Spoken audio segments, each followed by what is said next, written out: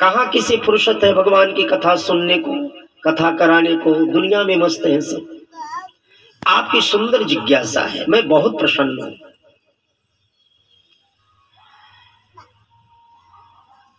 आपका जो प्रश्न है कि वो निराकार ब्रह्म परमात्मा सगुण साकार होकर क्यों प्रकट होता है, जिसको हम देख नहीं सकते हैं। देखो, प्रत्येक इंद्रियों के एक विषय बताए गए हैं। नेत्रों के माध्यम से हमारे अंतःकरण में किसी का रूप आता है। हम कान से किसी के रूप को नहीं देख सकते। किसी के कहे हुए शब्द को, वाणी को हम कानों के माध्यम से अंतःकरण में लाते हैं। किसी को भी स्पर्श हम त्वचा से करते हैं। सबके अलग अलग, कोई सुंदर स्वादिष्ट भोज्य पदार्थ हो, रसास्वादन करना हो तो उसका रस हम जीवा से लेते हैं। किसी भी वाणी को संबोधन उच्चारित करना होता है, उच्चारण, तो फिर हम जीवा से बोलते हैं, वाणी से बोलते हैं। सभी इंद्रियों के अलग अलग विषय बताए गए। तो जो निराकार ब्रह्म है, जिसको जीव देख नहीं सकता है, हम अनुभव करते हैं कि भगवान होंगे। भगवान, देखो, भगवान और सद्गुरु, भगवान और सद्गुरु के प्रति अतीत में नहीं जीना चाहिए। सद्गुरु को अतीत में और भगवान को अतीत में रखकर जो जीवन यात्रा करते हैं, वो किसी मोड़ पर उनका पतन हो जाता है। सद्गुरु और भगवान वर्तमान में हमारे साथ हैं। जिनका ऐसा दृढ़ निष्ठा विश्वास होता है, तो फिर ऐसे जीव की सारी जिम्मेवारी को स्वयं भगवान वहन करते हैं। इसलिए हे देवी, जो निराकार ब्रह्म है, अनुभव गम्य है, वही भगत प्रेम बस सगुण सोई। जिसको हम देख नहीं सकते हैं, केवल अनुभव करते हैं, वही भगवान भक्तों के प्रेम में होकर के प्रकट हो जाते हैं। अब आपका जो दूसरा प्रश्न है, पुनि प्रभु कहु राम अवतारा,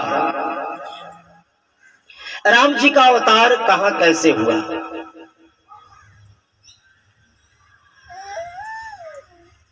इस संदर्भ में भगवान शिव ने कहा, राम जन्म कर हेतु अनेका।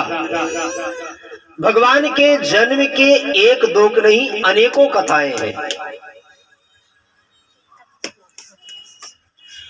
एक तो ऐसा भी सिद्धांत है कि जब अत्याचारी, कुविचार दृष्टि वाले, सोच वाले व्यक्तित्व के द्वारा जब संसार में अत्याचार होता है, अधर्म होता है,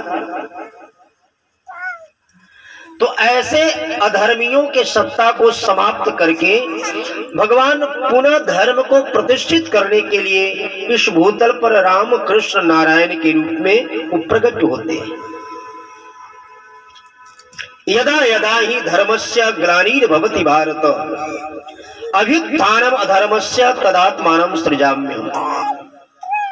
देखो, धर्म केवल पूजा पाठ करना धर्म नहीं है। बहुत लोग कहते हैं कि हम पूजा पाठ करते हैं,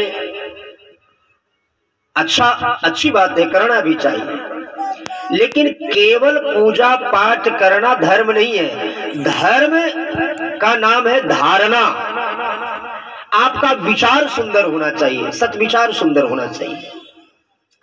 अगर आप सभी भी कर रहे हैं, पूजा पाठ, मंदिर भी जा रहे हैं, सब कुछ कर रहे हैं, लेकिन आपका धारणा गलत है, आप किसी का हित हो जाए, किसी का सर्वनाश हो जाए, अगर यह आपका पूजा पाठ यज्ञ हो रहा है ऐसी, जिसको तामसी पूजा पाठ, ये अधर्म है।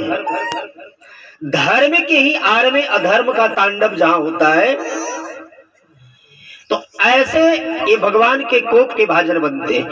इसलिए केवल इसको धर्म ऐसा नहीं कर कि कोई पूजा पाठ कर रहा है, ये धर्म है। धारणा हमारा शुद्ध होना चाहिए।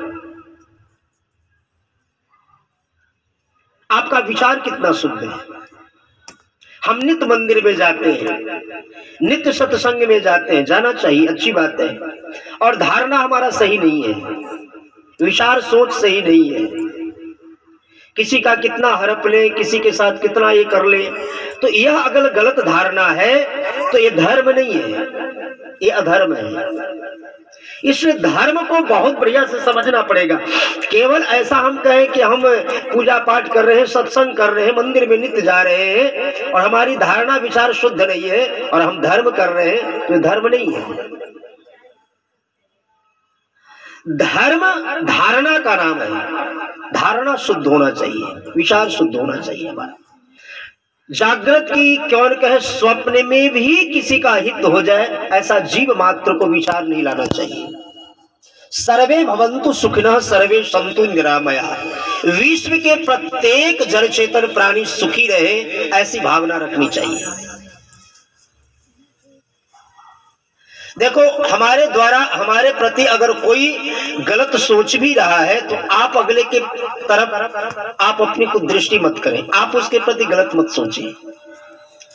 भगवान देखने वाले सबके निर्णय भगवान देते हैं, इसलिए अगर आप के प्रति कुछ किसी के मन में गलत धारणा विचार भी है तो आप श्री ठाकुर जी पर, भगवान जी पर छोड़ करके आप निश्चिंत होकर बैठ जाइए और फिर भगवान के तरफ से जो न्याय फैसला मिलेगा वो शायद यहाँ का कोई जजमेंट और जज नहीं दे सकता है।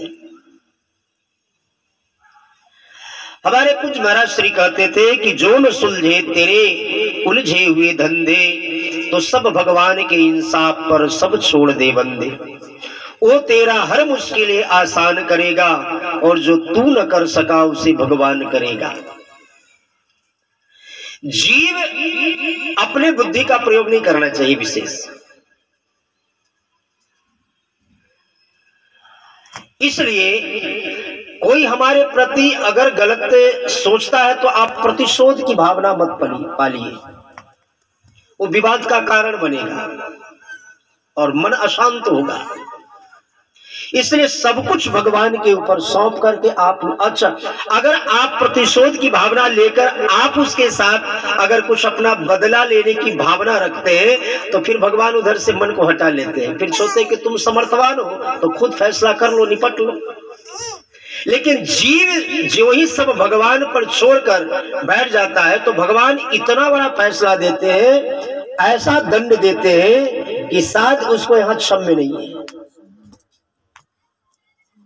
इसलिए साधक पुरुष को, भक्त को चाहिए कि कभी भी किसी के विवाद में नहीं उलझना चाहिए, जितना हो सके विवाद से बचना चाहिए। तो सद्विचार और उसी धर्म धारणा को परिपक्व और शुद्ध करने के लिए भगवान इस भूतल पर अवतार लेते हैं। भगवान का अवतार और भगवान ने जितनी लीलाएं करके हमको क्या शिक्षा दी, भगवान अपने जीवन चरित्र से ही हमको शिक्षा दिया है कि किसी भी माता पिता के अपने बच्चों के प्रति क्या कर्तव्य होना चाहिए। एक बालक को अपने माता पिता के प्रति जैसा कर्तव्य हो उसी प्रकार से परस्पर एक समाज को एक समाज के प्रति क्या कर्तव्य होना चाहिए, एक राजा को प्रजा के प्रति क्या कर्तव्य होना चाहिए। आज बड़े बड़े बैनर जीत गया भाई जीत गया, जिंदाबाद जिंदावर के सब नारे लगाते चलते हैं सड़क पर, लेकिन इनसे पूछो कि कितना इनको परमार्थ की भावना है। इस सब अपने स्वार्थ में जीने के लिए अभी तो बड़े बड़े पताका लेकर जिंदाबाद जिंदाबाद कर रहे हैं, लेकिन जिस दिन इनका मतलब सद गया तो फिर अपने स्वार्थ में जीने लगते हैं। इनको खबर नहीं कि एक कितने बड़े धर्म के नाम पर अधर्म का तांडव है। जासु राज प्रिय प्रजा दुखारी, जिस क्षेत्र के वो कोई भी हो, अगर जनता ने उनको जिताया है, अपना मतदान दिया है और जनता के द्वारा जीते हुए ये कोई भी जो प्रतिनिधि निज स्वार्थ में जीते हैं, ये ऐसे प्रतिनिधि नरक के गामी होते हैं, इनको नरक में जाना पड़ता है।